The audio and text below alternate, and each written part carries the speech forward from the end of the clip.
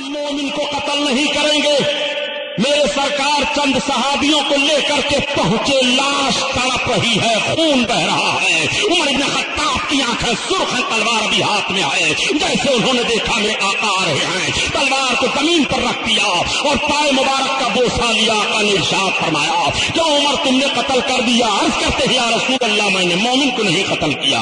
سبحان اللہ سبحان اللہ. بے شک. جیسے عرض کرتے ہیں تب تک آیت کریمہ نازل ہو رہی ہے.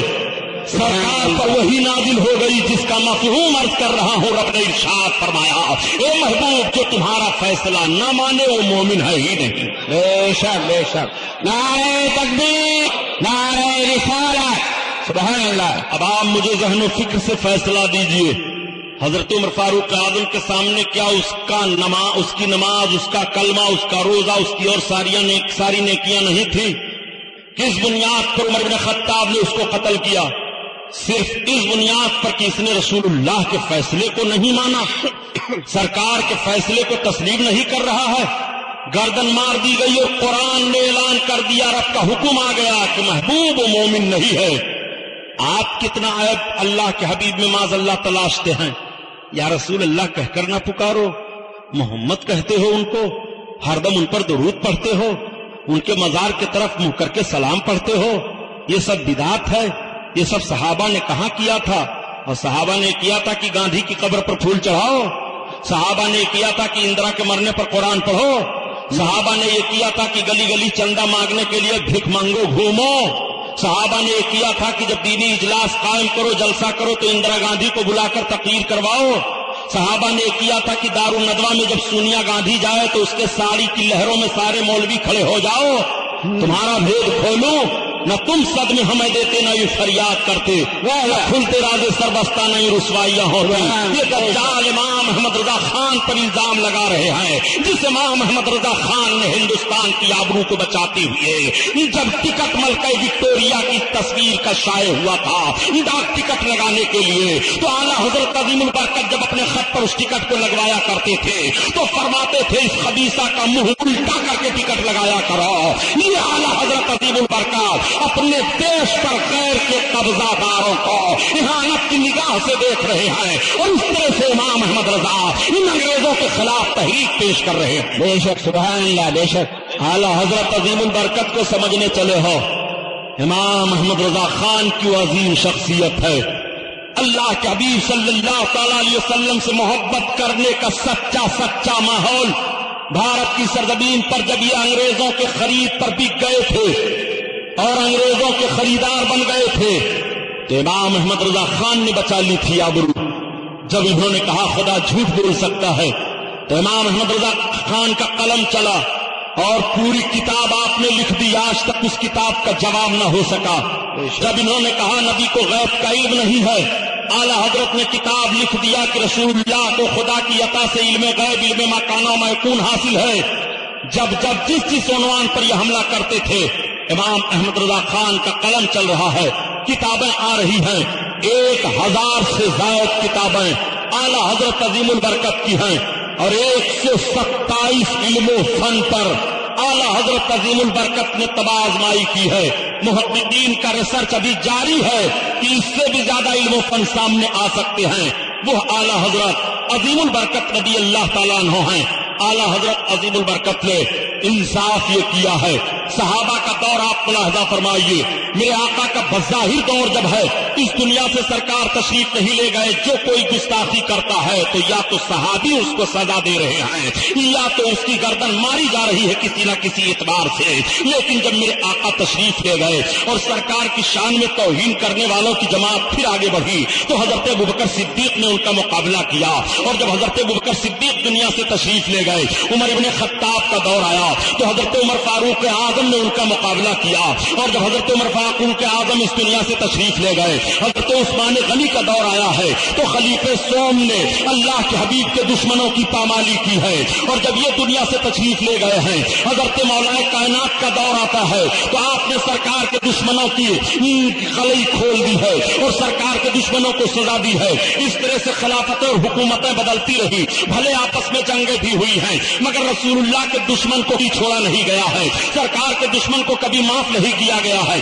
ایک نوجوان ہم اور آپ ہیں پیارے کہ آج گناہوں میں ملوث ہیں، لیکن جب ہم تاریخ کو اٹھا کر کے دیکھ رہے ہیں اور تاریخ دیکھنے کے بعد جب ہمیں پتا چل رہا ہے کہ جب حضرت عمر بن خطاب کے دور میں بیت المقدس پر قبضہ کیا گیا تھا اور اسلامی جھنڈا لہرایا گیا تھا، اس کے 90 برس کے بعد جب پھر بیت المقدس ہاتھ سے چلا گیا تھا اور صلاح الدین ایوبی نے فتح کیا تھا، اسی ایوبی نے فتح کرنے کے بعد بیت المقدس کو دیکھا اور دیکھنے کے بعد آنکھوں سے آنسو برسنے لگے. تمام لوگوں نے پوچھا صلاح الدین ایوبی رونے کا سبب کیا ہے؟ تو آپ کی آنکھوں سے ساون بھادوں کی طرح آنسو برس رہے ہیں. ایوبی ارشاد فرماتے ہیں، اے میری فوج کے لشکریوں، آج رونے کا سبب یہ ہے کہ میں وہ دن دیکھ رہا ہوں کہ تمہارے تقوی اور طہارت اور تمہارے محبت رسول کی بنیاد پر یہ دن تمہیں دیکھنے کو ملا کہ تمہارا اسلامی جھنڈا بیت المقدس پر لہرا رہا ہے. مگر وہ دن میں دیکھ رہا ہوں کہ جب یہی جھنڈا سرنگو ہو جائے گا اس وقت کون صلاح الدین ایوبی ہوگا؟ یہ تصور مجھے رلا رہا ہے.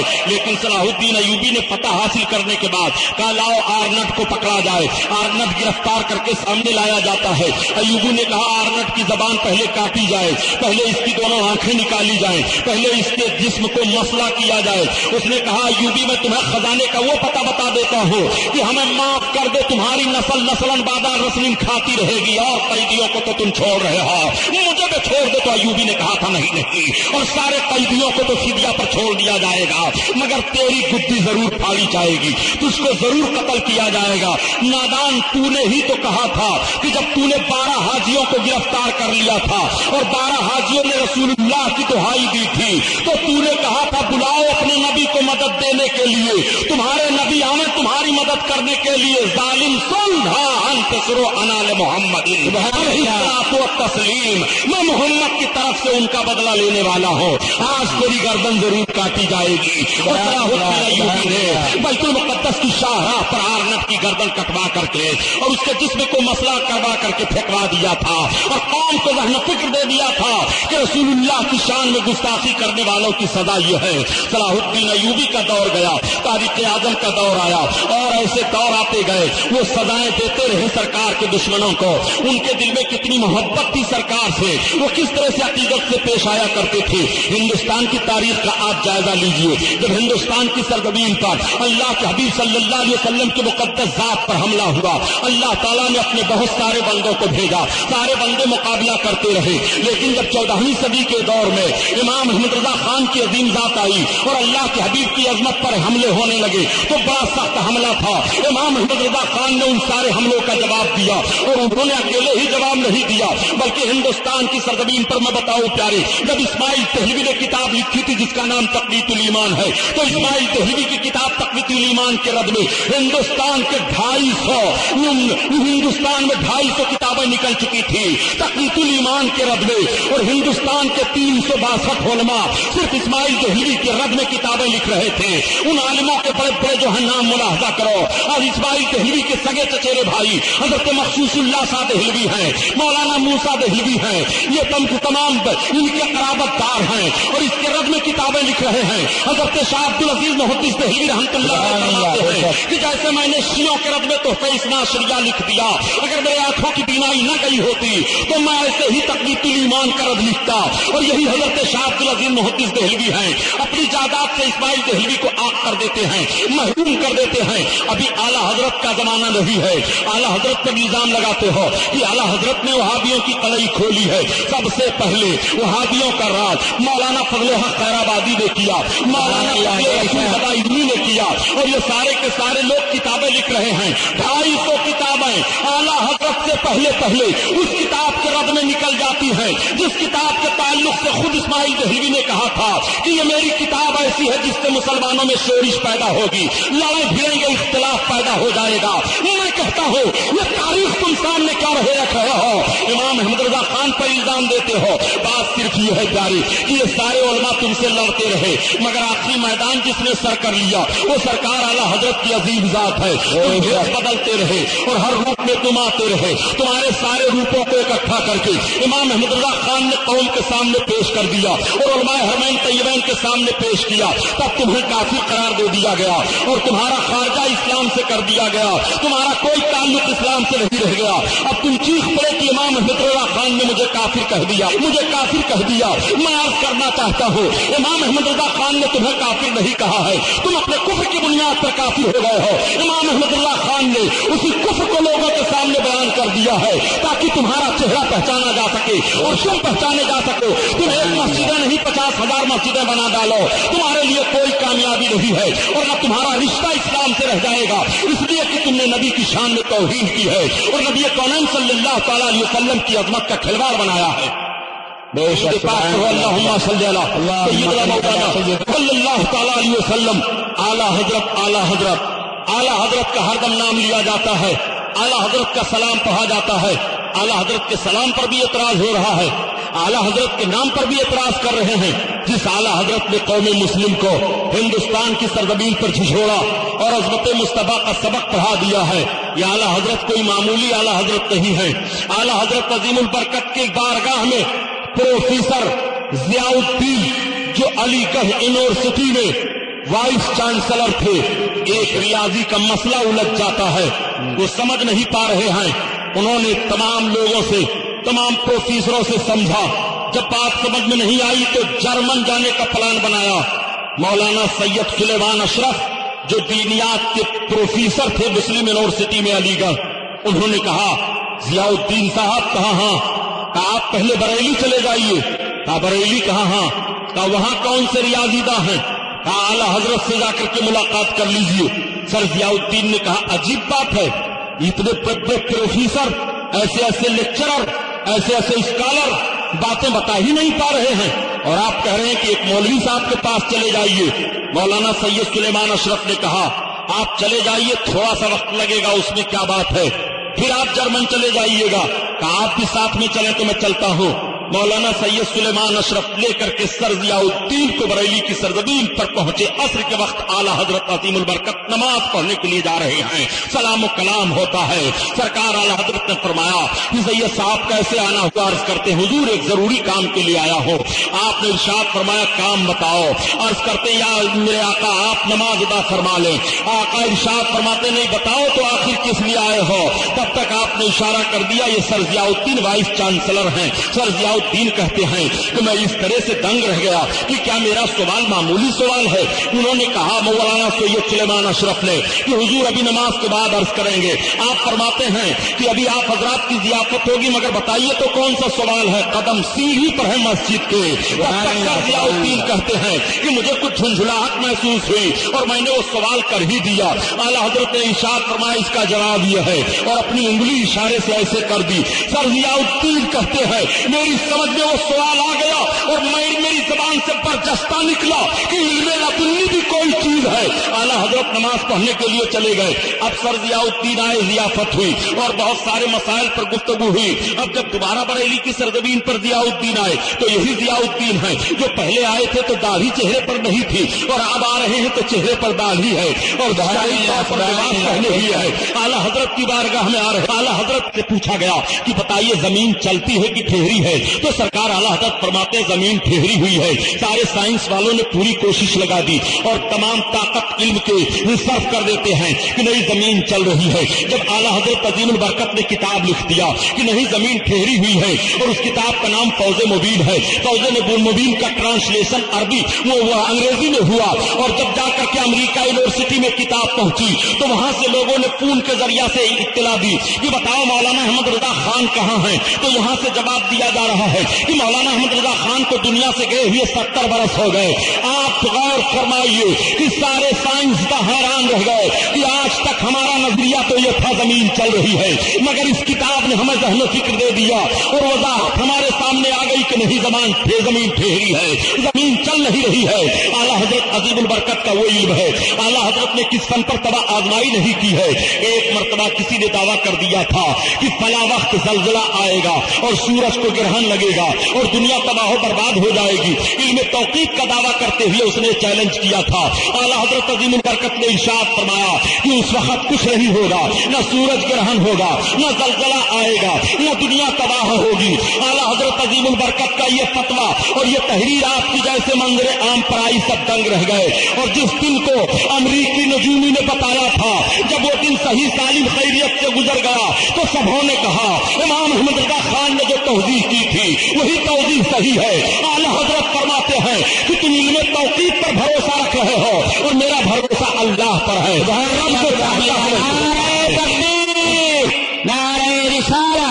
سبحان اللہ۔ آؤ اعلیٰ حضرت کا تقویٰ دیکھو، اعلیٰ حضرت کی پرہیزگاری دیکھو۔ آج مسلمانوں نماز چھوڑے بیٹھے ہو، ایسے 50,000 جلسے کر ڈالو، اگر نماز ایک وقت کی چھوٹ رہی ہے تو وہ بھی میں بتاتا چلوں۔ اعلیٰ حضرت نے کس طرح سے سختی سے فرمایا ہے کہ نماز ادا کرو، نماز نہ چھوٹنے پائے۔ اعلیٰ حضرت کے مشن کو ذرا غور سے تو دیکھ لو۔ آج نماز چھوڑ رہے ہو، حضرت علامہ شیخ الحدیث محمد یونس صاحب قبلہ نعیمی موجود ہیں، ان سے حدیث کا مطلب پوچھ لو۔ آقا کریم صلی اللہ علیہ وسلم ارشاد فرماتے ہیں من ترک الصلاۃ متعمدا فالقی فی النار 30 حقبا، جو جان بوجھ کر کے ایک وقت کی نماز چھوڑتا ہے وہ 80,000 سال تک جہنم میں جلتا رہے گا۔ آج اعلیٰ حضرت پکار رہے ہو، اعلیٰ حضرت کا مشن ہے نماز تمہاری نہ چھوٹنے پائے۔ یہی سردی کا موسم چل رہا ہے، بڑی شدت کی سردی پڑ رہی ہے۔ اعلیٰ حضرت عظیم البرکت مسجد میں تشریف لے گئے، بارش ہونے لگی، اب وضو کرنے کے لیے جگہ نہیں ہے۔ اعلیٰ حضرت کا احتیاط ذرا ملاحظہ فرمائیے، مسجد میں پانی گرانا درست نہیں ہے۔ سرکار اعلیٰ حضرت نے جو لحاف اوڑے ہوئے تھے اسی لحاف کو رکھ دیتے ہیں اور اسی پر وضو بناتے ہیں تاکہ پانی زمین پر مسجد میں گر کر نہ جائے، اور پھر نماز ادا کر رہے ہیں۔ یہ اعلیٰ حضرت کا احتیاط دیکھو اور یہ نماز کی پابندی ملاحظہ کرو، یہی سرکار اعلیٰ حضرت ہیں۔ آج مسجد کا احترام ہم اور آپ کیسے کر رہے ہیں؟ اور مسجد کا احترام اعلیٰ حضرت سے پوچھیے۔ ایک مرتبہ تیل ختم ہو گیا تو کسی نے مٹی کا تیل نہیں تھا بلکہ کڑوا تیل تھا، اس نے لالٹین میں ڈال دیا اور ڈالنے کے بعد جلا کر کے رکھ دیا۔ سرکار اعلیٰ حضرت نے پوچھا یہاں لالٹین جلائے رکھے ہو؟ انہوں نے عرض کیا سرکار اس میں مٹی کا تیل نہیں جل رہا ہے، میں نے لالٹین میں تیل ختم ہو گیا تو کڑوا تیل ڈال دیا۔ آپ ارشاد فرماتے ہیں عموماً کڑوا تیل نہیں بلکہ مٹی کا تیل ڈال کر کے لالٹین جلائی جاتی ہے۔ تم جب سب لوگ دیکھیں گے تو کہیں گے کہ اعلیٰ حضرت کی مسجد میں لالٹین جل رہی تھی، مٹی کا تیل ڈالا ہوا تھا، اس لیے دلیل بنا لیں گے سب کو تو علم نہیں ہے۔ اور جب تک یہ لالٹین جل رہی ہے تب تک تم یہاں کھڑے ہو کر کے کہو کہ اس میں مٹی کا تیل نہیں ہے بلکہ اس میں کڑوا تیل ہے، اس میں مٹی کا تیل نہیں ہے بلکہ اس میں کڑوا تیل ہے، اس میں مٹی کا تیل نہیں ہے بلکہ اس میں کڑوا تیل ہے، تاکہ اکثر لوگوں کو یہ خبر پہنچ جائے۔ یہ اعلیٰ حضرت کا احتیاط ملاحظہ فرمائیے۔ اعلیٰ حضرت عظیم البرکت کو کہاں کہاں دیکھو گے، آج تم نہ جانے کتنے اسٹیجوں پر چلے جایا کرتے ہو، تمہارا تقدس سلامت نہیں رہتا ہے، لیکن اعلیٰ حضرت کا احتیاط ملاحظہ فرمائیے۔ سرکار اعلیٰ حضرت کوٹ اور کچہری گئے کبھی نہیں گئے۔ اعلیٰ حضرت عظیم البرکت پر جب مقدمہ قائم کیا گیا اور لوگوں نے کہا حضور بہت سخت وارنٹ آیا ہوا ہے، اب کی تو آپ کوٹ میں چلنا پڑے گا، تو اعلیٰ حضرت عظیم البرکت فرماتے ہیں میں اپنے مدینہ والے آقا کی بارگاہ میں فریاد پیش کروں گا، میری فریاد وہی سنیں گے، میں دنیا کے کوٹ اور کچہری میں اپنی فریاد وہی پیش کروں گا۔ تو اعلیٰ حضرت عظیم البرکت نے قلم اٹھا لیا اور نبی کونین کی بارگاہ میں استغاثہ پیش کیا، عرض کرتے ہیں یا رسول اللہ تم ہو حفیظ و مغیث، چاہے ہو دشمن خبیر، تم ہو تو پھر خوف کیا تم پہ کرو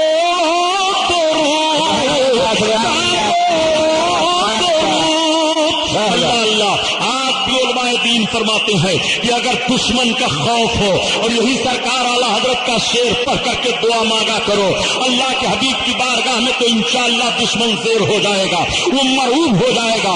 اعلیٰ حضرت عظیم البرکت عرض کرتے ہیں یا رسول اللہ ہماری مدد کرنے والے آپ ہو، ہماری حفاظت کرنے والے آپ ہو، اور پھر سرکار پر درود بھیج رہے ہیں۔ تو اعلیٰ حضرت حضرت عظیم البرکت استغاثہ پیش کرتے ہیں، یا رسول اللہ ایک طرف عادات ایک طرف ہے حاسدی اور بندہ ہے تنہا شاہ تم پہ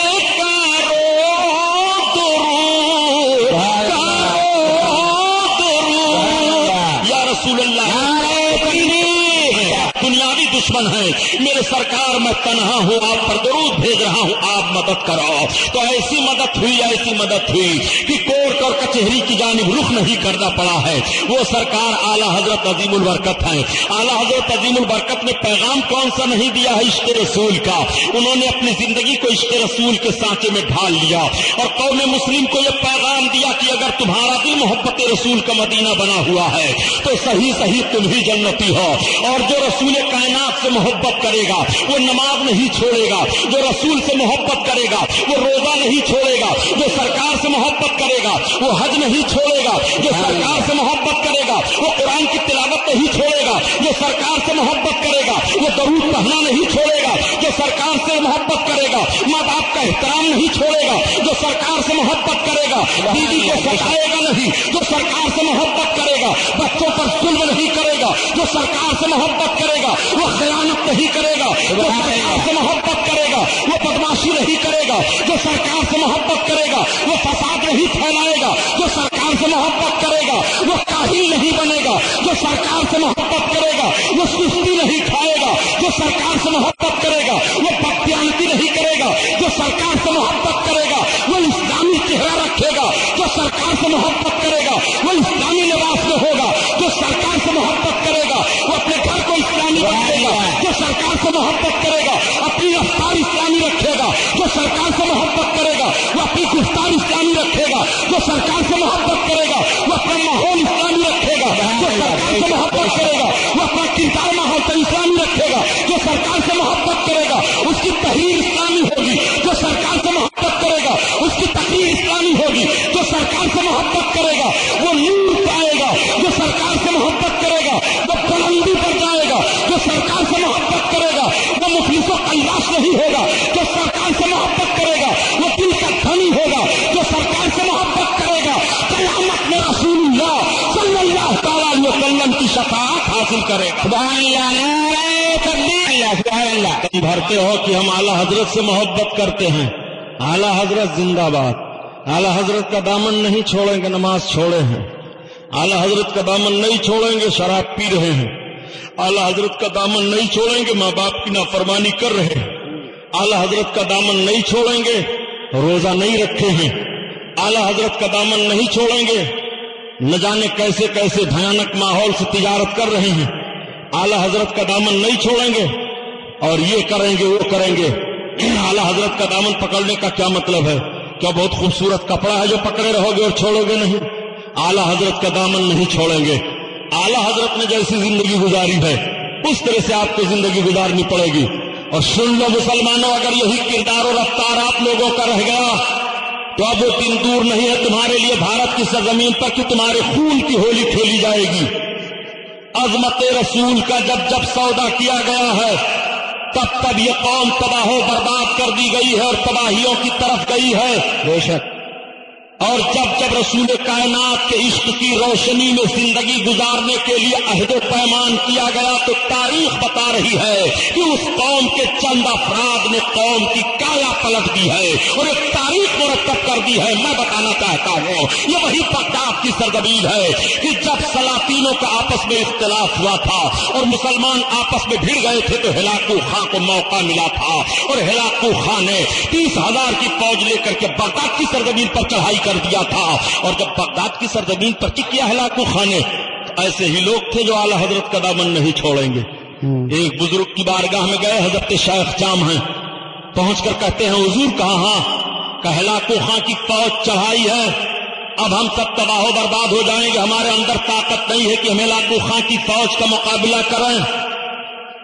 تو حضرت جام نے فرمایا اچھا جاؤ، فوج آ گئی ہے؟ کہا ہاں۔ تو حضرت جام کے پاس ایک لکڑی کا کٹورا تھا، اس کٹورے کو وہ کھانے پینے کے لیے استعمال کیا کرتے تھے۔ فوج کدھر سے آ رہی ہے؟ ادھر سے آ رہی ہے۔ حضرت جام نے اپنے کٹورے کو الٹ دیا. فوج گھوم رہی ہے، بغداد کو تلاش کر رہی ہے، بغداد مل ہی نہیں رہا.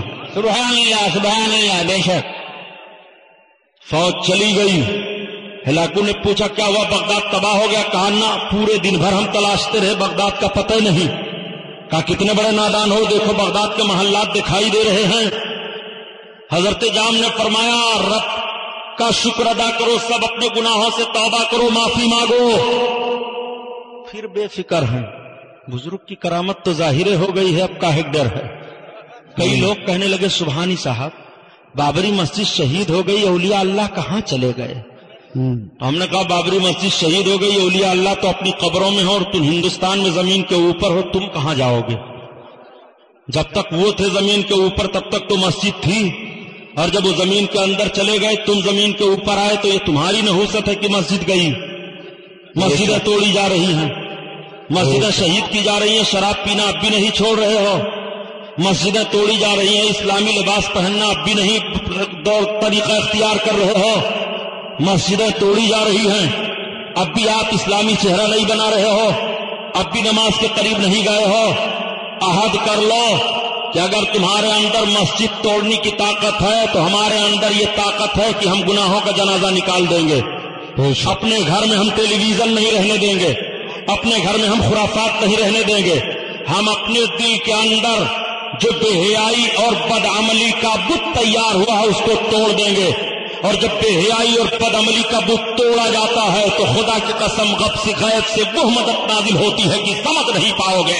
313 کے افراد 313 کی تعداد میں افراد تھے میدان بدر میں. اللہ کے حبیب صلی اللہ تعالی علیہ وسلم کی بارگاہ میں عرض کیا تھا یا رسول اللہ ہماری تلواریں ہمارے ساتھ اتنا ساتھ نہیں دے رہی ہیں. آقا نے ارشاد فرمایا تم تلواروں کی بنیاد پر نہیں کامیاب ہو گئے، رب نے جو مجھ سے وعدہ کیا ہے تم اس کے محبوب کے حکم پر عمل ہو گئے تو رب تمہاری مدد کروائے گا، تم کامیاب ہو گئے. 313 نے وہ جنگ کی تھی کہ آج تاریخ مرتب ہو گئی ہے. میں آپ سے پوچھنا چاہتا ہوں پیارے کہ آج آپ 17 کروڑ کی آبادی میں ہو، ان کی شمار میں اور ان کے لسٹ میں آپ کی مسجدوں پر حملہ کیا جائے، ووٹ کی بنیاد پر حکومت کی جا رہی ہے اور آپ کو اس طرح دھمکی دی جا رہی ہے، آپ اس میں نہیں متحد ہو پاتے ہو.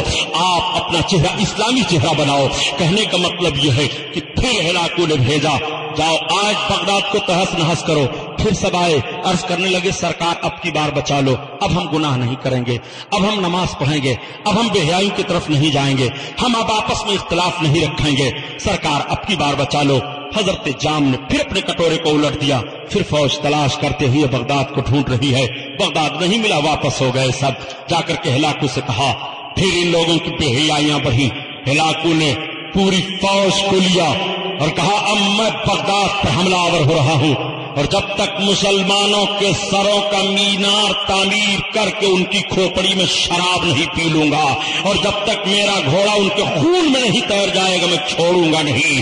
چنانچہ جب وہ بغداد پر حملہ آور ہوا اور سبوں نے حضرت جام سے عرض کیا، حضرت جام پھر جا رہے تھے کٹورا الٹنے، لیکن رب کا پیغام مل گیا. اے جام اب کٹورا نہیں الٹو. ان کو 3 بار فرصت دی گئی ہے، یہ اپنی بد کرداریوں سے باز نہیں آئے ہیں. اب عقل فیصلہ رب کا ہو چکا ہے، اب انہیں تباہ و برباد کر دیا جائے گا. اے جام ان کے ساتھ جام شہادت پینے کے لیے تم بھی سر پر کفن باندھ لو. چنانچہ ہلاکو نے وہ زبردست ہلاکت خیز ماحول پیدا کیا تھا. بغداد کی سرزمین پر کی حقیقت میں اس نے مینار تعمیر کیا اور چڑھ کر کے مینار پر مسلمان کی کھوپڑی میں شراب پیا. اور پھر بغداد کی سرزمین پر جب اس کا گھوڑا خون میں تیرنے لگا تھا، بغداد کے لابریری کی کتابوں کو جب بدلا کے دریا میں پھینکا گیا تھا تو دریا کا پانی سیاہ ہو گیا تھا. اس طرح بغداد کو تحت محض ہلاکو نے کیا تھا. وہی بغداد ہے، مگر اسی بغداد سے 15 افراد باہر نکلے تھے سیف الدین کی قیادت میں. اور نکلنے کے بعد وہی 15 افراد آبادی سے باہر نکل کر کے اپنی زندگی گزار رہے ہیں. ہلاکو خاں ہلاک ہوا، اور جب اس کا پوتا الگو خاں آیا تو اس نے کہا میرے دادا نے تو اس طرح سے ہلاکت کی تھی، لیکن میں کعبہ ہی کو برباد کر دوں گا. باز اللہ 90,000 کی فوج لے کر کے کعبہ ڈھانے کے لیے چلا تھا، اور جب یہ قریب گیا میدان میں پڑاؤ ڈالا. رات کی تاریکی ہے, رات کی تاریکی ختم ہو رہی ہے, دن کا اجالا آ رہا ہے. ہلاکو کا پوتا الغو خان اٹھ کر کے اپنے کتے کو روٹی کھلانے لگا. تب تک دریا میدان میں ایک آواز آتی ہے اذان کی. اس سہرانہ وردی میں ہلاکو خان کا پوتا سنتا ہے تو گھبرا جاتا ہے, اور اس نے کہا یہ آواز کہاں سے آ رہی ہے اذان کی. حفاظتی دستے کو کہا پتہ لگاؤ. جب حفاظتی دستہ پتہ لگاتا ہے تو اس نے کہا 15 افراد ہیں اور اذان دے کر کے نماز پڑھ رہے ہیں. الغو خان نے کہا لاؤ ان کو بلا کر کے. جب بلا کر کے لایا گیا, سید شرف الدین سے سوال کیا تم کون ہو؟ کہا مسلمان ہوں. کہا کیا کر رہے تھے؟ رب کی عبادت کر رہا تھا. رب کون ہے؟ جس نے ہم کو پیدا کیا, تمہیں پیدا کیا.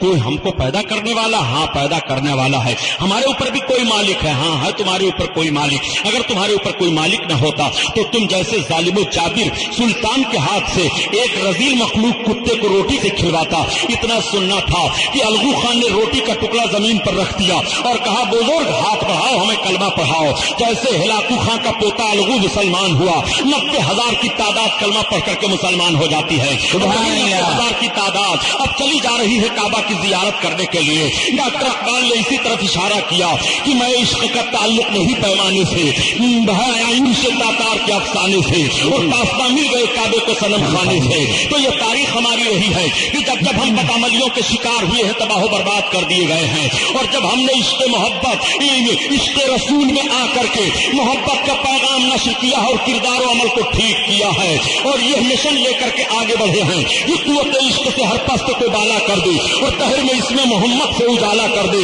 تو ہمارے لیے کامیابیوں نے قدم کا بوسہ لیا ہے اور قدم قدم پر ہمارے لیے کامیابیاں ہوتی رہی. جب پورے بھارت کے مسلمانوں کے ایمان کا سودا ہو گیا تھا اور اس طرح سے ان کے ایمان پر ڈاکہ ڈالا جا رہا تھا, ایک امام احمد رضا کے کردار نے, ایک امام احمد رضا کے عشق نے, ایک امام احمد رضا کی محبت نے, ایک امام احمد رضا کی تحریر نے بر صغیر کے مسلمانوں کے ایمان کی حفاظت کر لیتی ہے اور بر صغیر کا مسلمان عقیدے کے طور پر محفوظ ہو جاتا ہے. وہ ذات ہے اعلیٰ حضرت کی, وہ امام احمد رضا خان ہیں جن کے جشن کا پروگرام آج آپ نے منعقد کیا ہے. آپ کو عہد کر کے اس مجلس سے جانا ہے کہ اب ہماری نماز نہ چھوٹے گی, اب ہم روزہ نہیں چھوڑیں گے, ہم اپنے رشتے حلال میں برکت کی دعائیں رب کی بارگاہ میں مانگیں گے.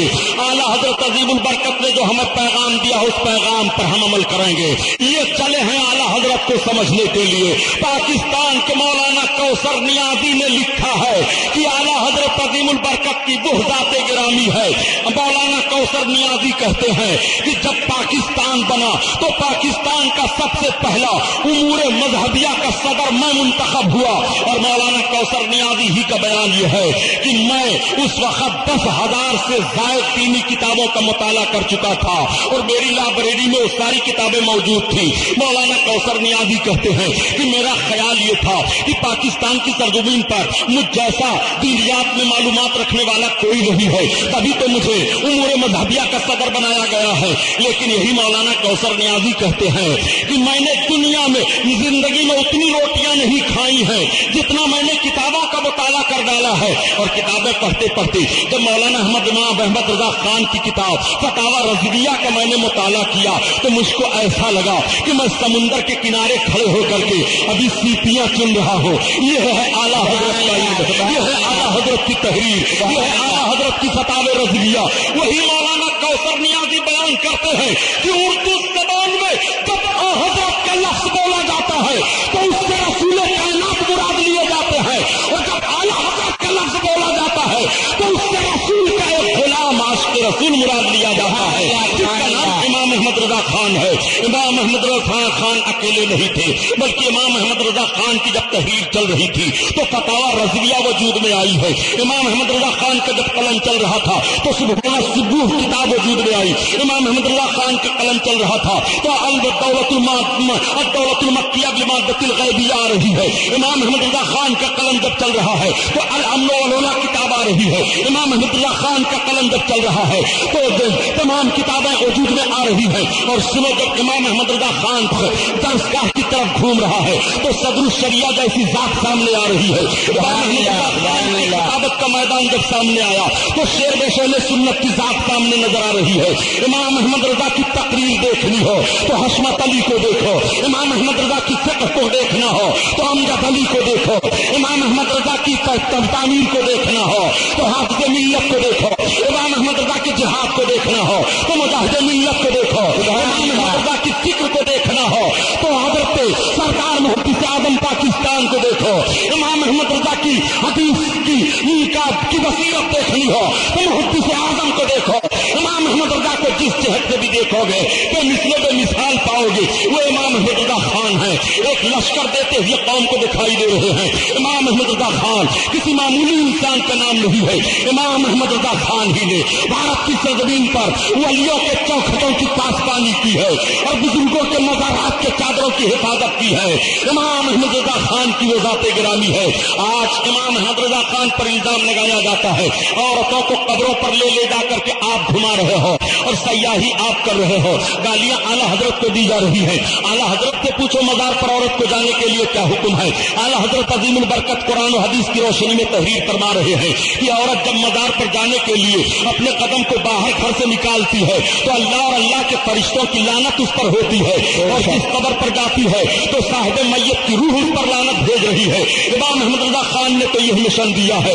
امام احمد رضا خان سے جب پوچھا گیا قوالی کے تعلق سے تو آپ فرماتے ہیں مزامیر کے ساتھ قوالی سننا حرام ہے, حرام ہے. امام احمد رضا خان سے جب چادروں کے تعلق سے سوال ہوا تو امام احمد رضا خان فرماتے ہیں کہ بزرگ کے مزار پر ایک چادر چڑھا دو اظہار عظمت کے لیے کافی ہے. بقیہ ڈھیر چادریں اٹھا لی جائیں اور خرید فروخت کر کے وہ پیسہ غریبوں پر تقسیم کر دیا جائے. امام احمد رضا خان سے جب پوچھا جا رہا ہے چراغ جلانے کے لیے مزاروں پر تو ارشاد فرماتے ہیں کہ جہاں شاہراہ ہو, راستہ لوگ جا رہے ہوں اور بزرگ کی قبر کی عظمت کی اظہار کا معاملہ ہو, ایک چراغ کافی ہے یا کچھ روشنی کر دی جائے جس سے لوگ سمجھ جائیں اللہ کے ولی کا یہ مزار ہے, یہ اللہ کے ولی کی قبر ہے اور راستے میں قبر کی بے حرمتی نہ ہونے پائے, راستے میں تکلیف نہ پہنچنے پائے. اعلیٰ حضرت سے جب اگربتی سلوانے کے تعلق سے پوچھا گیا تو آپ فرماتے ہیں کہ جہاں پر لوگ خوشبو حاصل کرنے والے ہوں وہاں پر اگربتی جلائی جائے اور قبر سے کم 3-4 ہاتھ کے فاصلے پر جلائی جائے. اگر لوگ خوشبو سونگھنے والے ہوں تو وہاں سے گزر رہے ہوں تو, ورنہ مال کو ضائع کرنے سے کوئی فائدہ نہیں ہے. اعلیٰ حضرت کو یہ ساری چیزیں دے رہے ہیں اور بدعات کا قلعہ کما کر رہے ہیں اور اعلیٰ حضرت کے نام پر بدعات کا ماحول پیدا کر کے اعلیٰ حضرت کو تم بدنام کر رہے ہو اور فسق و فجور میں مبتلا ہو کر کے درسگاہوں سے لے کر کے خانقاہوں تک کی بے حرمتیاں پیدا کر کے اعلیٰ حضرت کے نام پر کلم کے ٹیکے ہم اور آپ بنے ہوئے ہیں. وہ سرکار اعلیٰ حضرت عظیم البرکت کی عظیم ذات گرامی ہے. پیارے اعلیٰ حضرت نے کہاں کہاں تمہارے لیے نشاندہی نہیں کی ہے اور کس کس انداز سے اعلیٰ حضرت نے آپ کو بچایا نہیں ہے. آج آپ اپنے کردار و عمل کو دیکھیے اور اس کردار و عمل میں آپ جائزہ لیجیے کہ اعلیٰ حضرت کے مشن پر ہمارا کس طرح سے عمل ہے اور ہم کس طرح سے عمل کرتے دکھائی دے رہے ہیں. پیروں کے ہاتھ چومنے کی بات آ رہی ہے تو آج جو پیروں کو سجدہ کیا جاتا ہے معاذ اللہ بڑی سختی سے منع کیا گیا. ہاتھ اور پیر کا ان کے بوسہ لے سکتے ہو جس طرح سے بوسہ لینے کا دستور ہے, لیکن جس طرح سے سجدہ کر رہے ہو اس طرح سے اپنی پیشانی اور ہاتھ رکھ کر کے جب ان کے لیے تعظیم کرتے ہو تو فوراً شریعت پابندی لگا رہی ہے. نہیں سجدے کی تعظیم تم کسی پیر کی نہیں کر سکتے ہو. تعظیم کرنے کا تمہیں ایک ڈھنگ بتایا گیا ہے. اعلیٰ حضرت عظیم البرکت نے تو ان ساری چیزوں کو وضاحت کے ساتھ بیان فرما دیا ہے. جب تعزیہ کے تعلق سے سوال کیا گیا تو اعلیٰ حضرت عظیم البرکت فرماتے ہیں کہ مروجہ تعزیہ داری حرام ہے, حرام ہے. اعلیٰ حضرت عظیم البرکت نے یہ سب کچھ کیا ہے اور آج آپ کو کہا جا رہا ہے یہ تعزیہ چڑھانے والے بریلوی ہیں, یہ سلسل لے جانے والے بریلوی ہیں, یہ قوالی سننے والے بریلوی ہیں, یہ میلاد میں خرافات کرنے والے بریلوی ہیں, یہ نماز چھوڑنے والے بریلوی ہیں. یہ کیوں ساری باتیں آ رہی ہیں؟ اس لیے کہ امام احمد رضا خان کا جو پیغام تھا اس کو آپ نے بھلا دیا اور دجالوں نے اس الزام کو تمہارے سر پر ٹھوک کر کے تمہیں بدنام کر دیا ہے. ورنہ خدا کی قسم کی اعلیٰ حضرت عظیم البرکت کے مشن کو مطالعہ کرو تو مطالعہ کرنے کے بعد علی حسن میاں ندوی کو بھی کہہ دینا پڑا کہ اعلیٰ حضرت عظیم البرکت اپنے وقت کے جید عالم ہے, ان کی فقہ بہت بلند ہے. اعلیٰ حضرت عظیم البرکت کے لیے اشرف علی تھانوی کو بھی کہہ دینا پڑا, یہی اشرف علی تھانوی ہے. مولانا کوثر نیازی لکھ رہے ہیں کہ مفتی شفیع دیوبندی, مولانا اقاد حلوی, یہ سب ہمارے استاد ہیں. ہم لوگ مفتی شفیع دیوبندی کے کے वहां पढ़ रहे थे तो मुफ्ती शफी देवबंदी ने तस्करा किया कि जब मौलाना अहमद रजा खान का इंतकाल हो गया तो हम सब लोग मौलाना शरफ अली थानवी के पास थे।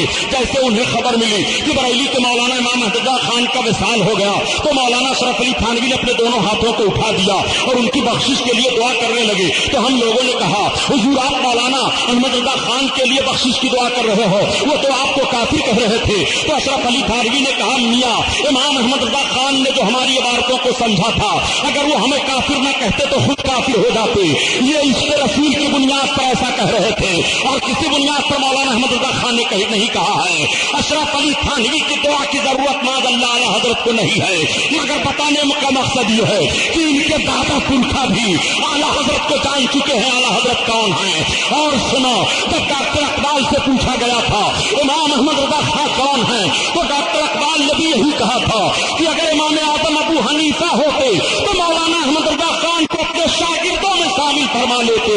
वो आला हजरत अजीमुल बरकत है।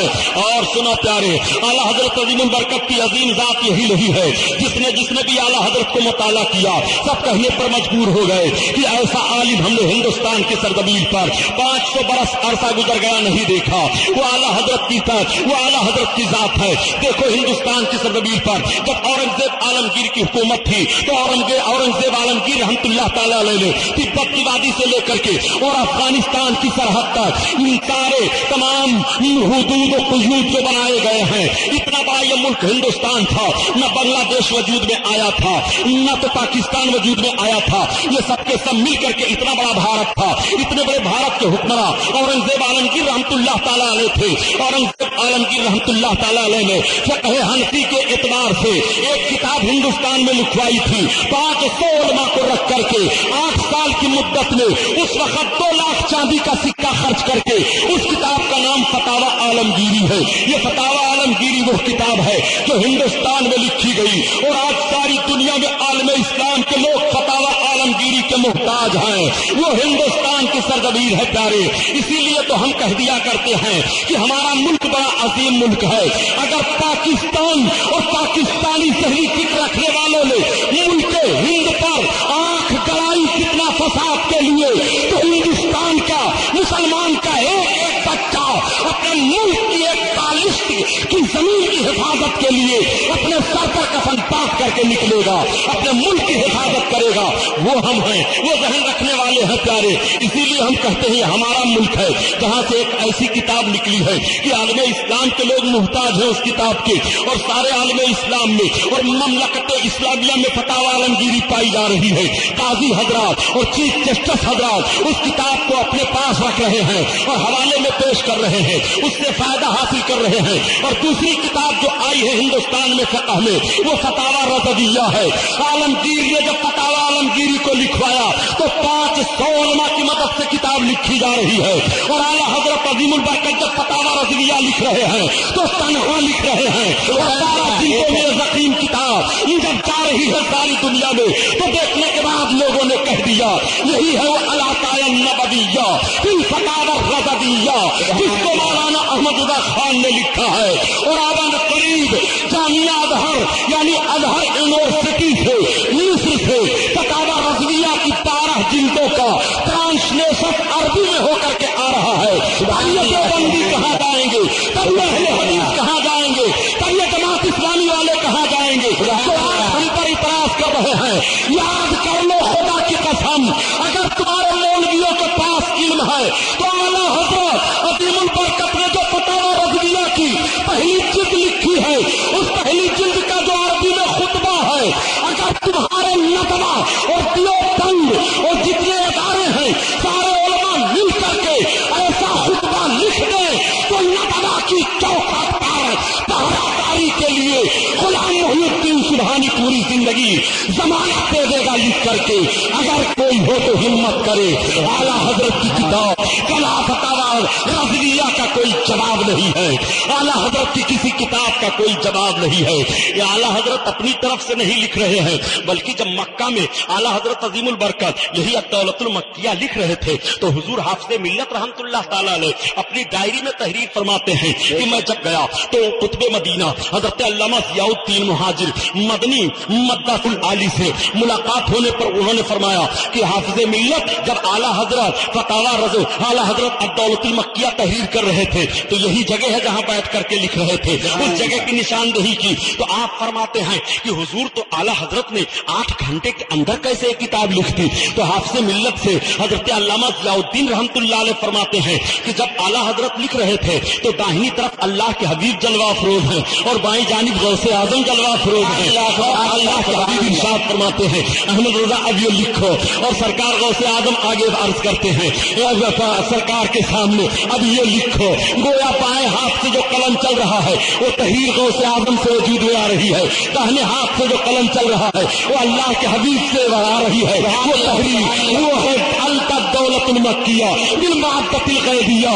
اعلیٰ حضرت عظیم البرکت پر اتنا فیض و کرم میرے آقا کا ہے، یہی وجہ ہے کہ ایک شامی بزرگ کہتے ہیں کہ میں نے خواب دیکھا، میری قسمت یاوری کر گئی تو میں نے خواب میں اپنے آقا کی زیارت کر لی، میں نے آقا کریم صلی اللہ علیہ وسلم کو دیکھا، میرے سرکار ایک نورانی تخت پر جلوہ افروز ہے، صحابہ کا اجتماع لگا ہوا ہے، میں نے سرکار کی قدم بوسی کی اور حاضر ہو گیا، میں نے جب میرے آقا صلی اللہ علیہ وسلم ایسا لگ رہا ہے کہ کسی کا انتظار کر رہے ہیں، کسی نے اس میں سے عرض کر دیا یا رسول اللہ ایسا لگ رہا ہے کسی کا انتظار ہے، آقا فرماتے ہیں ہاں مولانا احمد رضا خان کا انتظار ہے، کسی نے عرض کیا یا رسول اللہ وہ کون ہے؟ آقا نے فرمایا وہ ہندوستان کے باشندے ہیں، شامی بزرگ کہتے ہیں میری آنکھ کھل گئی، اب میں بے قرار ہوا کہ زیارت کرنی چاہیے، چنانچہ وہ شامی بزرگ جب تشریف لائے اور پتا چلا پہلے علی گڑھ آئے، علی گڑھ میں مولانا سید سلیمان اشرف سے ملے، پتا چلا شامی بزرگ نے بیان دیا تو پتا چلا کہ آپ نے یہ خواب دیکھا کہ سرکار کی بارگاہ میں آقا کریم صلی اللہ علیہ وسلم نے